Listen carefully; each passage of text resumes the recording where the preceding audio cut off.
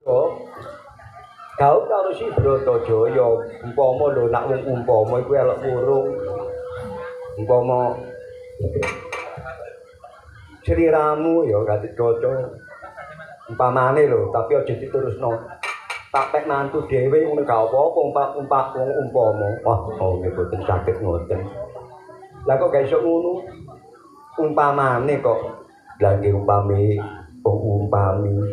tegese Bibi Bratajaya menika kula damel ibu inggih ibu. Tresna kula menika dhateng ibu dhateng bibi. Oh ya pinter nek kaya ngono. Ya nek pancen kaya ngono ya ndang kapan ngono ae. Lah iki boten pantun mutusi namung sumarah panjenengan tanggal pinten. Riyamantara rupa.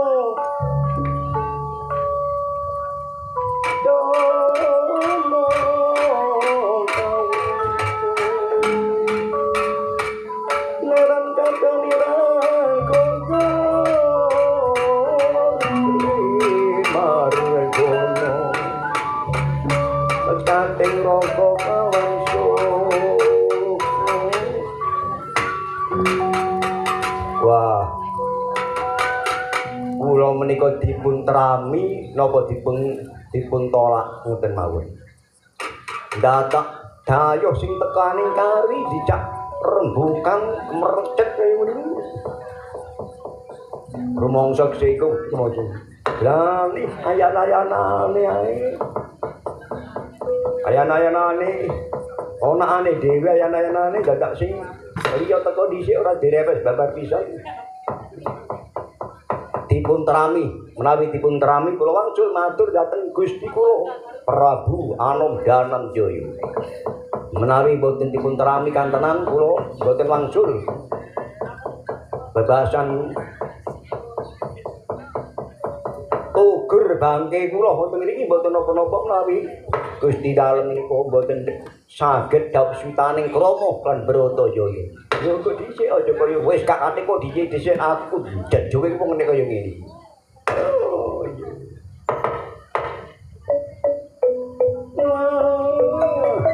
Gemreget panggaling Purjaya ya Raden Gatotkaca.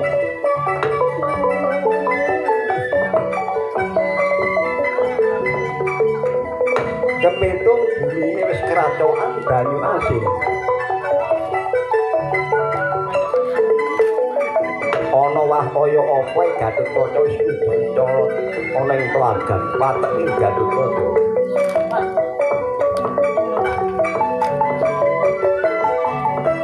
Cahyaning Gatotkaca abang berabak kadi grunggung cahya. Melati kuiter pando menekro jojo bang pawimo.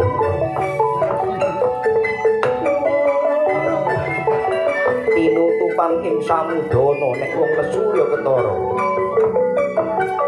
Ketawi sing Gatotkaca saliraning Anggaluka saliran.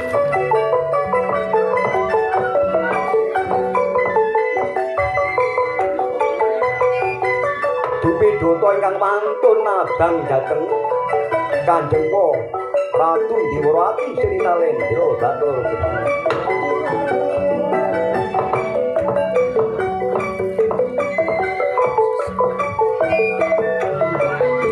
Iki ana wong sing kira-kira ora duwe suba-suba. Sambil kala brajam kono ngaku tetis gawe dadak pun kacang lama. Sigra nyenteng tanane nyembungno dodoti.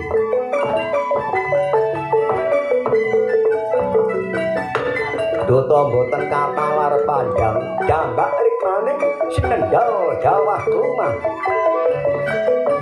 Sineret medal dateng ing lagan nara kinajar pindho ngajar swijining raja loyo.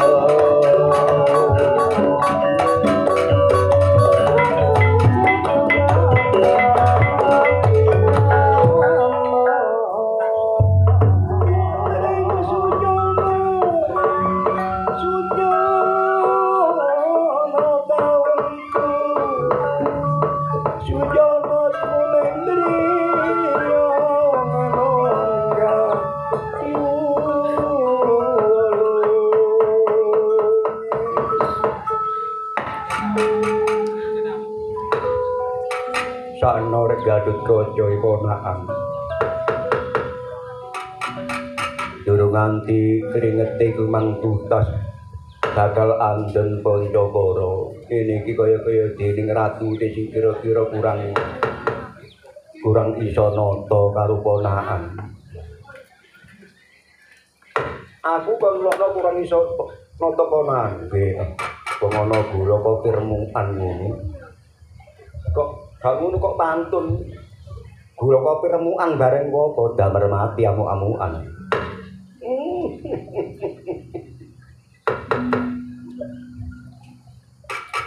Padha karo Kayuda ditegori. Kayuda ditegori. Iya wis gedhe tuwa gak iso nuturi. Sopo iki? Kirangan. Sing cangki sing jajal nyatakno metu aja nganti ana kedaden sing kira-kira ora disenengi ana Diwarawati iki. Mas putraku Gatotkaca. Aja nganti nggih Sri Maciramu. Pitemane Diwarawati negara.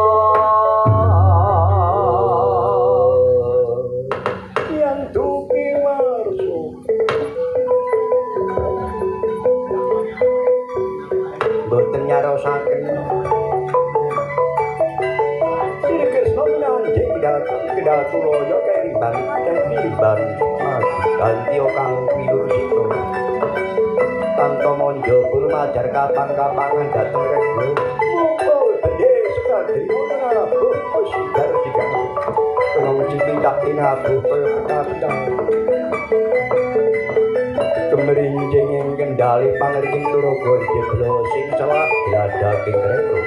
Surane gasek kok kaya bedoyo.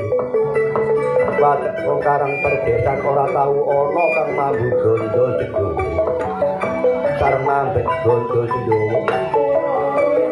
Ibu pola. Ribute wong pola iku gadah dening teri persasat walang bias dening. Ribudoyo kundang pawis kocap.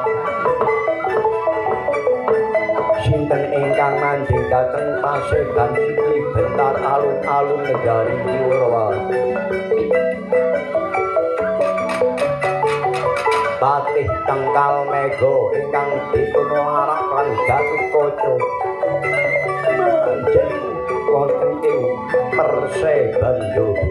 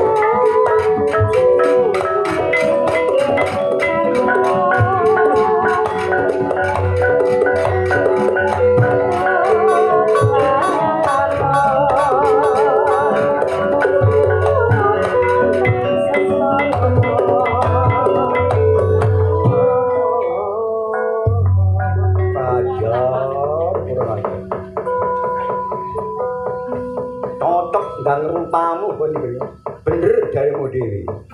Nek pancen gak iso ndunono keluputan aku sing dekepo kang Respada. Tumungkulah kan karo dewamu. Patimu ana tanganku sapa jenengmu? Yo. Aku Raden Gatotkaca. Kepitung aku ya ponakan. Kon ngrumangsane ora luput munggo benermu iku ana iki. Aku gak duwe keluputan mergo aku gak magepokan karo sliramu. Rumangsane aku bener mergo aku iki sing ketemu luwih dhisik kelawan Ratu Ndyawarawati. Kok dadak aku kok seret. Kok larak sak penak-penakmu dhewe. Kon tak dudono luputmu. Apa mulane nganti sliramu tak cara kaya-kaya ngene kemang? Merga dening sliramu iku ambeguguk muta-maton. Mawali kawon Kanjeng Ndyawarawati kepitung iku uga wong tuaku. Bratajaya iku bakal kajatukrama kawan Paman Taranggana. Lho, perkara iku aku mbok ora ngerti. Perkara iku aku ora ngerti. Sing baku luwih dhisik aku katimbang sliramu. Sapa jenengmu? Gatotkaca man. Iya, Gatotkaca. Lah, sliramu sapa? Tengkal mega kon gak ro Surkanakara. Nek kon wani tandang kaya mangku niku aku eman karo gagahmu karo bagusing rupamu. Mesti modar gak katinggak sliramu. Nek pancen kumawani sliramu ngelarak apa kang dadi wong sing ora luput kaya aku. Nek pancen sliramu gak ngrumangsani luput rumangsa bener. Mergo sliramu ra gak ngerti nek pancene iku wis dilamar. Iki aku teges gawe blok goblok. Lho. Gatotkaca lecet ning mripat kecemutur ngesan. Omongmu sing bentak-bentak kaya wong gurak manuk. Wani kon musuh karo aku. Wani kon musuh karo aku. Sing tau dene apamu. Maju kon sejangkah kon yo. Tak seprak pilingamu kok gak muncrat getih ngenteni apa. Yo. Aku yo ngono kon metiti-metiti yo. Irungmu iku tak arak ning mudik titik karo tungkake tangan kon gak pancen datang bulan kepengin roh aku. Lho. Apa bani kemang? Mbah aku dhewe ya lali yo. Wah, Mama Sati sak bener-benere kate ngomongno bulan-bulan barangnya nek bulan madu karuan. Ya wis mbok karepmu ngajak apa? Mati tanpa kelarapan bumi batang itu. Ot gunar tamu. Oh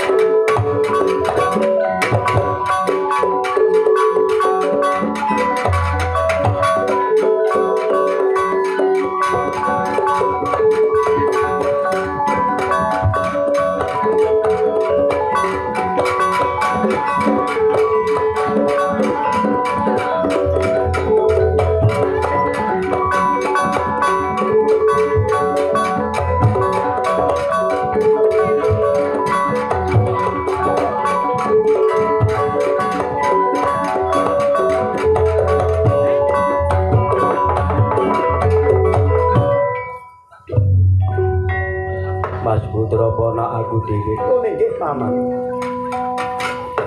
Rumangsani putra Nalendra nyatakno metu ana dulur kaya mengkene iki. Umrape sliramu kaya apa? Umpami dadosa sawang punarpa kula labet labuh lan Diwarawati. Adi Gatotkaca. Kula bantu, kula alek lenane. Ya. Yaiku jenenging putra Sandra Utama ya kaya ngene iki. Ayo tak delok tandange kira-kira kok kaya dening tarung ana ing dhuwuring gegana. Lah nggih. Menika cobi kula papake tumraping Patih Cengkal Mega menika kula wau. Merga sedaya menika enten apes lan jaya. Mbok menawi Adi Gatotkaca menika kelpan damel inggih menika asoring yudaning Patih Cengkal Mega menika kula wau. Mbok menawi menika mangke kula ingkang saged damel pejahe utawi sirnaning Cengkal Mega. Ya nek pancen kaya mangkono tapi sing kanthi kaprayitna. Mah ladyalah ning pancen kaya mangkono. Si jajal terajangan sobo iki durung pengaruh menang sekolah. Oh jadi Gatot Kaca.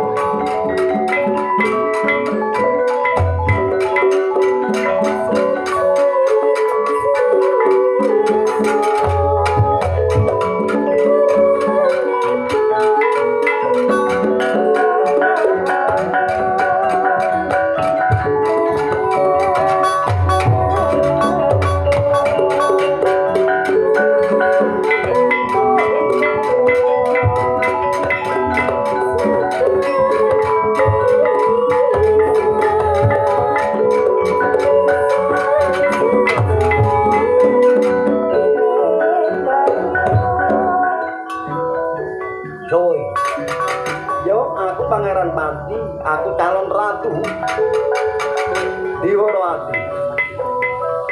Ojo gawe sesuker ana kene Gatot Kaca iku negarane Ngamarta iku adikku. Aku gak peduli. Imbango nek pancen kon urip imbango. Mundur. Kon gawe rusuh, gawe sesuker ana Diworawati. Nek kena tak iringno dari o. Tapi semangsane sliramu ora gelem balik. Potong awan ular pamuk turutan mati ben ngaku kepareng.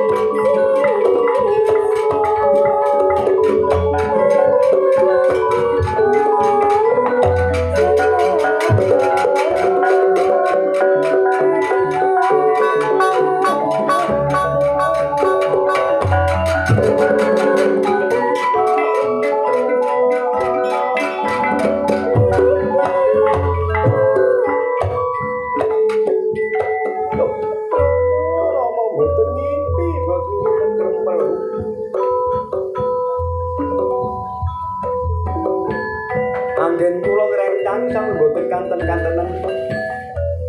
Adi Gatotkaca inggih boten kasorat angin boten saged ngrampungi perkawis menika kados-kadosa kedengser Adi Gatotkaca menika kok dhisik sejajal mundur sing dhisik nak perkara iku ana perkarane iku mesti ana pungkasane lho. Lah pamanmu Sitaki, nggih paman Haryo. Kados-kados mboten puaka nggih dereng ayu donggian. Sing kok dirembuk gampang perkara iku. Aja kaya bacah cilik-cilik maneh. Punapa lajeng dipun paringaken Kanjeng Bibi Bratajaya waduh Mas. Lah dapak ngene menglaya wis nak tak utusi mau tak utusi.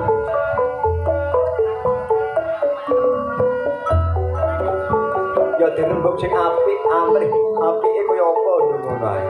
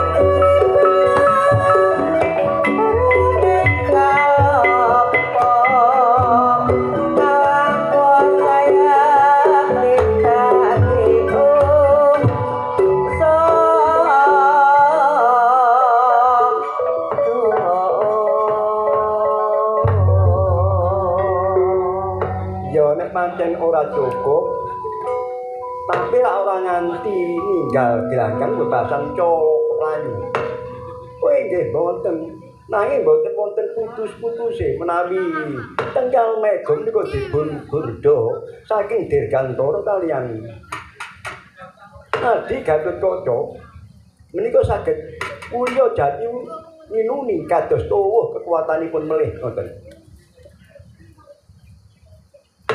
Lah iku ya apa iku potah. Sampun dipun papak kelidane cengkal mega wah sampun boten kantenan. Awit piyambake saged mungging Dirgantara sami kaliyan Adi Gatotkaca. Lho, iso ngono. Iso kaya ngono. Lah kadhe iki boten ngaten. Mila kula matur sanget napa menika sanget digdaya. Nek kaya mangkono se jajal Kundura dene aja nganti ya bibimu Bratajaya tunggu engkono dhisik.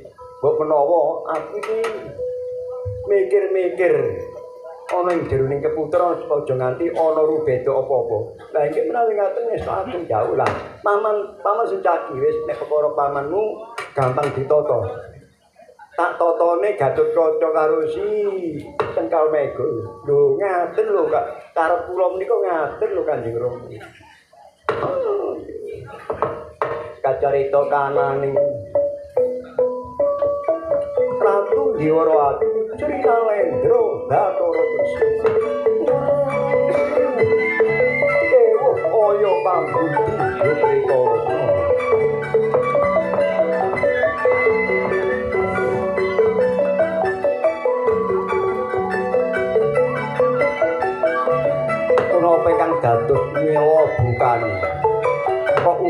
boten wonten kedadosan ingkang semanten wonten Dwarawati boten wonten Bratajaya menika sampun kajatu krama pantaran boten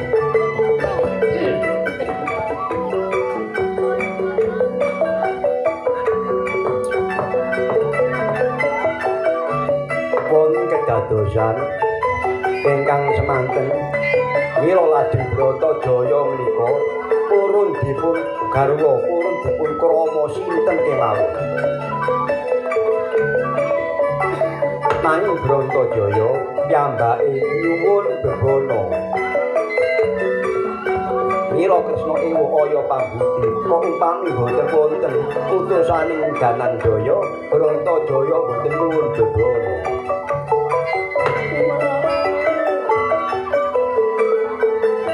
medal saking gadrining Rantun Dwarawati Sri Nalendra Bathara Kresna ngerapih Gatotkaca kang cengkal mega ingkang sampun andon Pandhawa biru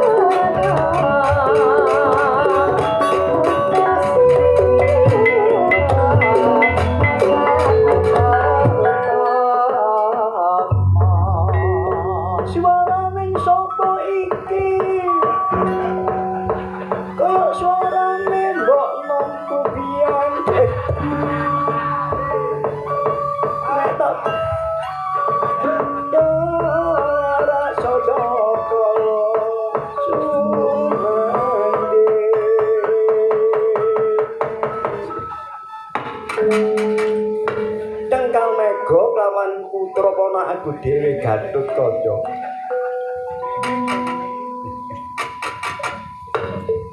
Lah saiki nek pancen sliramu gawe rusuh masya si Gatotkaca kudu kena tak pekek kudu kena tak penggak. Kudu kena tak penggak. Nek pancen kon dudono kasudek diamu cengkal mega. Suwe mijet kowe ranti nek sliramu gak kena tak imutaken. Suwe mijet kowe ranti kesuwen aku gawe pati. Are aja kon tukaran kaya ngono. Gawe sesukara ing Dwarawati.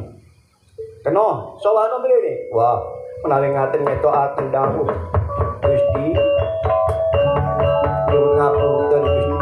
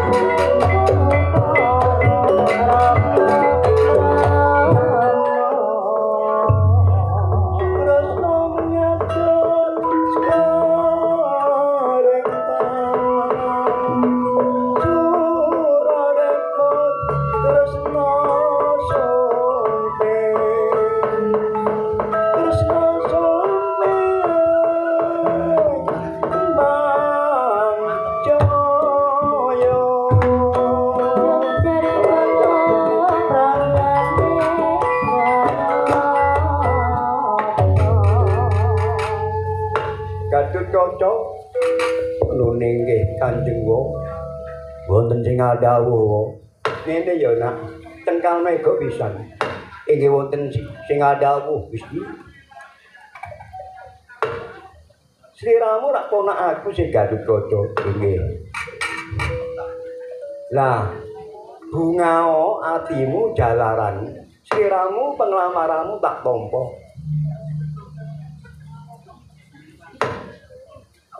Lho, kae turu biyen nak sampun dipun terani. Iya, biyen wis, tapi lak teges gawene saiki, ngono. Teges gawe saiki. Lah iku wae bibimu Sumbadra Yawara Grantajaya. Iku duwe penjalukan. Duwe penjalukan. Kila dialah. Dipun terami tapi iya tak terima, tenggal mega yo tak terima. Ila dial menawi ngaten iki. Matur keng sembah nuwun menawi ngaten. Lajeng kapan menika ngarakipun? Bab perkara niku gampang. Aku mang wis ngomong nek pancene sing nglakoni tak tarine dhisik lho, dong-dongane kaya ngene iki. Gelem dipalakrama karo Danangjaya. Taranggana iku karo si Bratajaya iku pancen kaya-kaya iku wis kae biyen wiwit cilik ya wis. Kaya-kaya iku jodhone. Tapi aku gak wani disiki kersa. Bareng gong dewasa iki dadak ya temen lho. Dadi iku kaya-kaya wis pantangan wiwit umur 21 iku biyen. Lah iki bareng wis dewasa kaya ngene iki wis pancen jodhone. Tapi iki karo tak trima ngono ae. Lah bebanane si Bratajaya sapa sing iso nggawa bedes putih mulus pulu banyu emas iso tata jalma kaya manungsa iku sing dijaluk. Siji, loro umpak kencana suku Damas. Gone mbuh aku gak ngerti.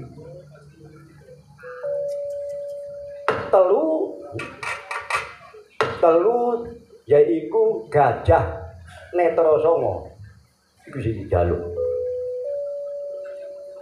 Papat buron samudra ya buron laut. Lah nek pancen iku iso teka ana ing Diwarawati haburu Gusti Ratumu iso dawuh switaning krama pangsi Taranggana. Lho. Iladyal. Menawi ngaten ngrika boten kirang regi, boten kirang pendhita, boten kirang nujum ngaten niku. Dadose kula temtokaken saged Gusti beta wontenipun bebone kang dipun kersakaken kaliyan Gusti Ayu Bratajaya iki Wara Sembadra. Lah ya syukur bagi lamun tak dongakno antuk. Menawi ngaten kapareng ingkang abdi wangsul dhateng mundur kencana. Matur dhateng Gusti kula Prabu Anom Dananjaya. Ya nek kaya mangkono wis tak dongakno oleh Iladyal. Diterima sasate gak diterima.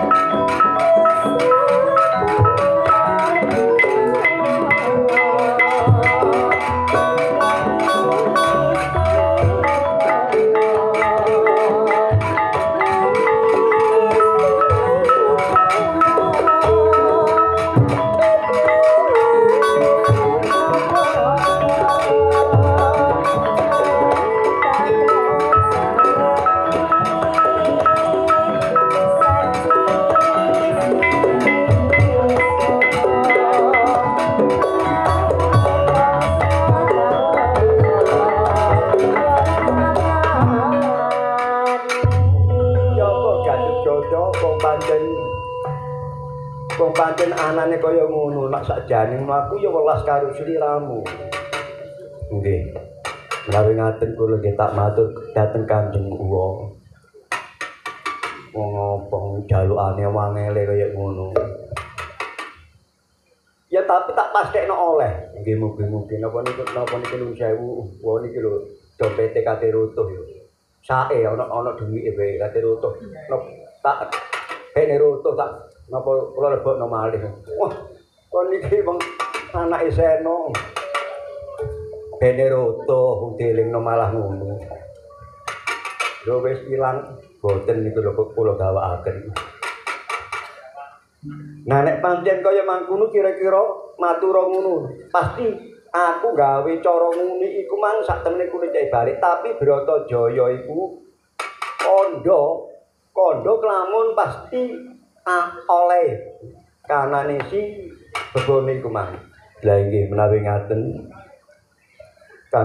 Kanjeng wonten pamundhut wonten penyuwuran ingkang kados ngaten kados pundi. Ya pancen sing duwe karep kaya ngono ae dadakno mosok aku atene angel-angel lah ya gak no. Inggih menawi ngaten. Oh iya. Kacarita kananing Gatotkaca ya Sang Purbaya.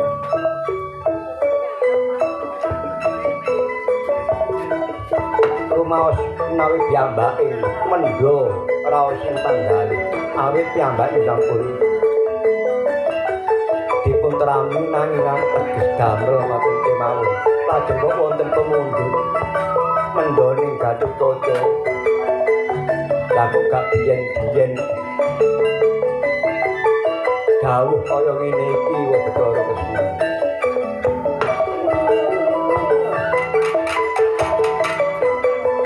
Kanthi panggalih ingkang tuwa Gatotkaca medal saking lebeting praja Diwarawati Nusantara